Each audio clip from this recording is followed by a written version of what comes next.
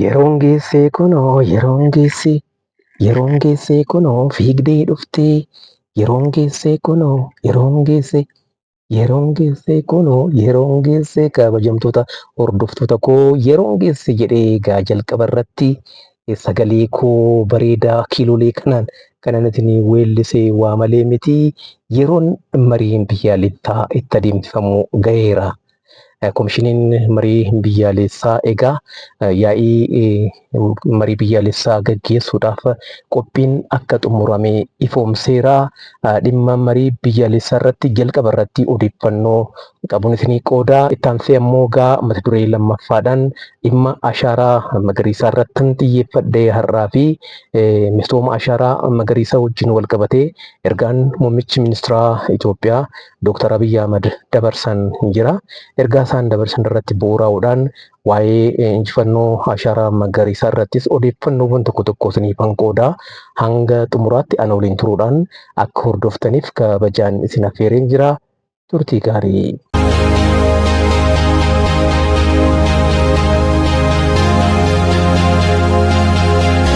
Komishiniin marii biyyaalessaa waggoota afran darban keessa carraaqqiin inni taasisaa ture hedduu bal'aadha. Qaamolee adda addaa hirmaachisuudhaan mariin biyyaalessaa kallattii gaariidhaan akka adeemsifamuuf carraaqqii gamasaa taasiseera komishinichi. Egaa komishinaroonni komishinichaas akkaataa itti gaafatama mootummaarraa itti kennameen dirqama itti kenname ba'aniiru jechuun ni danda'ama.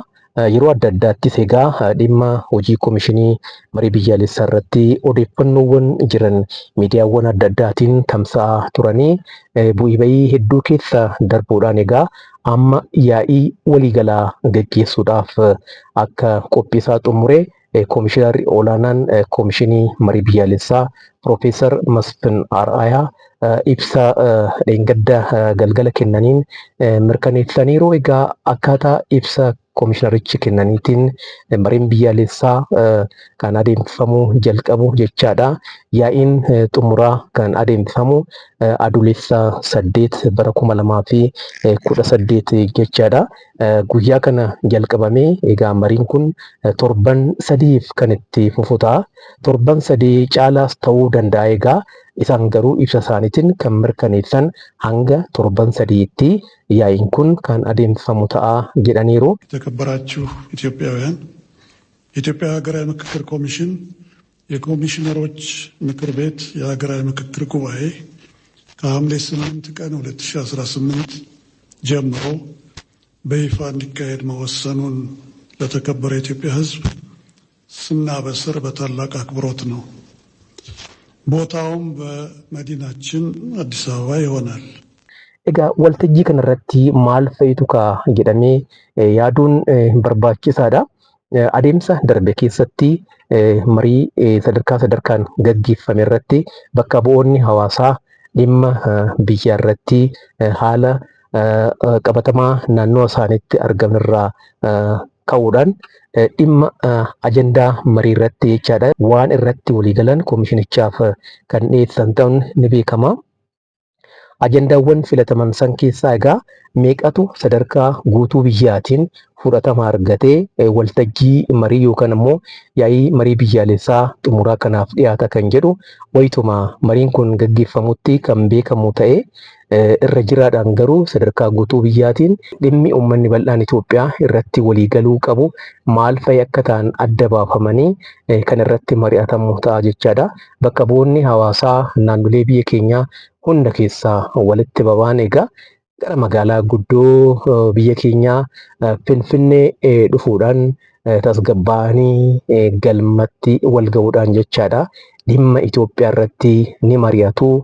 Murteewwan seenaa qabeessa ta'an kan uummanni bal'aan Itoophiyaa irraa fayyadamuu fi nagaa fi tasgabbiisaa amansiisaa taasisuu itti danda'u ni murteessu jedhameeti kan eegamu. Egaa sadarkaa kanaan yaa'iin kun yoo adeemsifamu kan jalqabaati biyya keenyatti akkuma beekamu.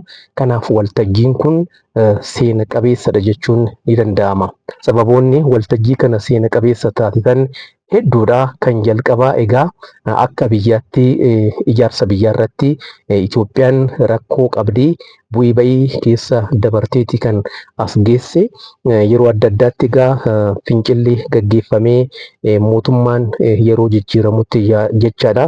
Caasaan mootummaa wayitii jijjiiramutti bakka turamirraa itti fufuu manna lammata yookaan ammoo akka jalqabaatti hojii eegaluudhaan biyya gaggeessuutu beekama ture. Inni kun akka hafuuf egaa waltajjiin marii biyyaalessaa kun murtee ni dabarsa jedhameeti kan eegamu. Keessumattuu immoo dhimma heera mootummaa irratti waldhabdeewwan garaagarummaawwan uummattoota gidduu jiran fala waaraa akka argataniif kan hojjetamu ta'a jechaadha. Egaa yaa'ii kanaan murteewwan gurguddoon dhimma biyyaa irratti xiyyeeffatan ni darbu jedhameeti kan eegamu. Murteewwan bakka bu'oota hawaasaatiin darban kunis itti fufiinsaa fi guddina biyya keenyaatiif shoorri gumaachan olaanaa ta'a. Kana egaa uummanni bal'aan abdatee eegaa jira jechaadha.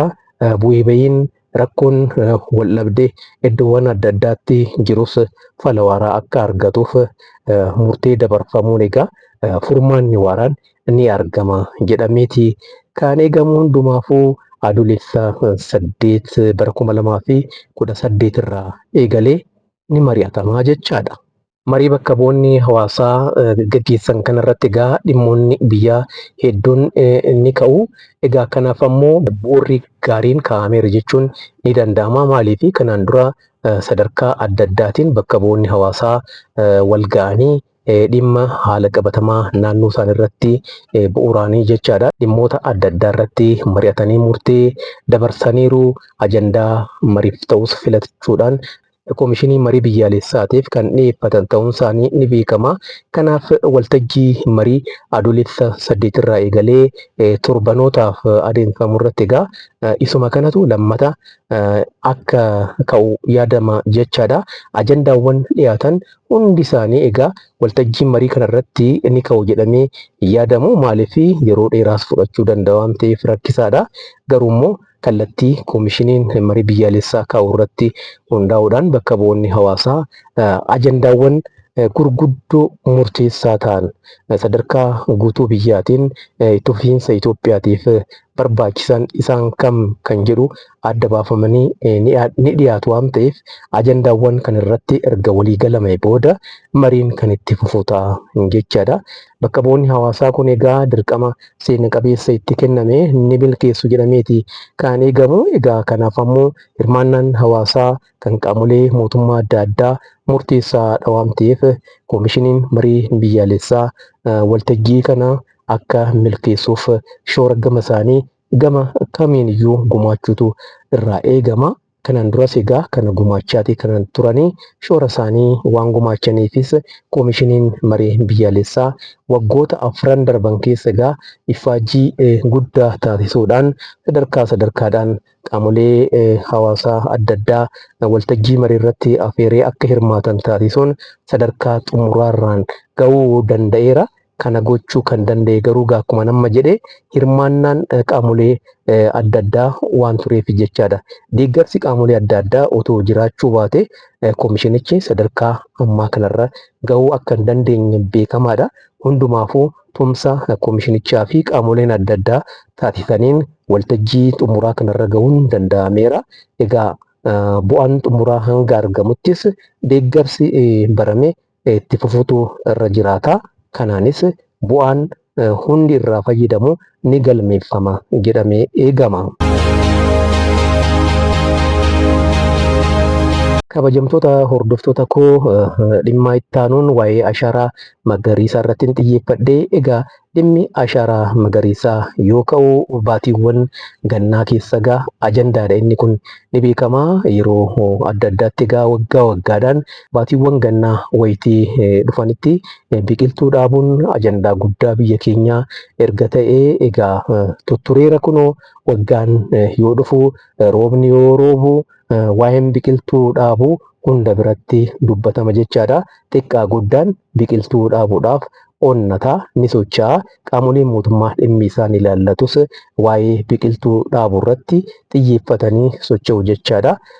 Haaluma kanaan dura tureen egaa baatiiwwan gannaa keessa akkuma hojjetamaa ture ganna baranaa keessas egaa amma yeroo irratti argamu kanarraa eegalee iddoowwan adda addaatti biqiltuu dhaabuun bosonni akka babal'atu taasisuun hojii xiyyeeffannoon itti kennamee hojjetamu akka ta'e ni beekama. Kanaafis egaa haalli mijaa'aan akka uumamee jiru mootummaan Itoophiyaa beeksiseera. Naannoo Oromiyaa dabalatee iddoowwan adda addaatti hojiin biqiltuu dhaabuu egaa baatii amma irratti argamu kanarraa ka'ee hanga xumura baatii fulbaanaatti kan itti fufu ta'a jechaadha. Kana gidduutti ammoo egaa duullee guyyaa tokkos akkuma barame adeemsifamuusaa waan hin oolledha. Guyyaa tokkotti uummanni miliyoona hedduutti lakkaa'amu mana isaatii ba'ee naannoo isaatti biqiltuu dhaabuudhaan iddoowwan bosonni irraa manca'ee biqiltuu dhaabuudhaan kan kunuunsu ta'uun isaanii beekama. Kanaan duras baranas haaluma wal fakkaatuun kana raawwata jedhameeti kan eegamaa jiru. Egaa kanaaf ammoo akkuman amma si yaadachiisuuf yaalee biqiltuuwwan qophaa'aniiru iddoowwan adda addaatti egaa qophaa'ummaa olaanaatu jira jechaadha. Misooma ashaaraa magariisaa kana egaa itti fufsiisuudhaaf carraaqqiin hooggansi jijjiiramaa taasisee guddaadha. Keessumattuu muummichi ministeeraa Itoophiyaa Dr. Abiyyi Ahmad kaka'umsi olaanaan akka uumamu taasisuudhaan biqiltuu dhaabuun yookaan ammoo hojiin misooma ashaaraa magariisaa akka amaleeffamuuf shoorri isaan gumaachan guddaadha. Egaa carraaqqii isaan taasisan irraa ka'uudhaan egaa hawaasa bal'aa biratti hojiin biqiltuu dhaabuu fi waa'ee ashaaraa magariisaa irratti xiyyeeffatanii hojjechuun amma baramaa dhufeera jechuudha. Baranas egaa haaluma wal fakkaatuun akkuma kanaan dura hojjetamaa ture jechaadha. Hojiin biqiltuu dhaabuu sadarkaa adda addaatiin hawaasa hirmaachisuudhaan kan adeemsifamu ta'a jechuudha. Egaa muummichi ministeeraas dhimma kanarratti ergaa dabarsaniiru.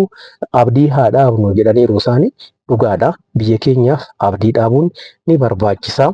Kanaaf baran ammoo hojiin misooma ashaaraa magariisaa bifa duulaatiin gaggeeffamu egaa kan xumuraati. Kanaafis ammoo biqiltuuwwan lakkoofsaan biiliyoona 8 caalan akka qophaa'an muummichi ministeeraa Dr. Abiyyi Ahmad ergaa kaleessa dabarsaniin mirkaneessaniiru. Egaa biqiltuuwwan biiliyoona 8 kun kan dhaabaman hirmaannaa ummataatiin waan ta'eef kanaaf qophaa'uun akkuma muummichi keenya jedhanis egereef abdii dhaabuun ni barbaachisa waan ta'eef hojii biqiltuu dhaabuutiif of qopheessuun kanaafis kaka'umsa uummachuun ni barbaachisan jedha. Kabajamtoota hordoftoota koo waan na hordoftaniif waan na dhaggeeffattaniif hedduun isin galatoomfadha. Chaanaaliin kiyya kun guddachaa akka deemuuf kanneen sabskiraayib gootanii hordofaa jirtan hedduun isin galatoomfadha. Ulfaadha.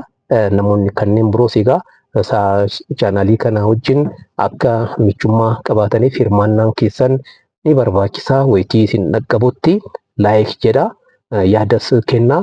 Hirmaadhaan isiniin jedha. Kanneen otoo sabskiraayib hin godhin daawwachaa jirtanis egaa akka jirtan ni beekama.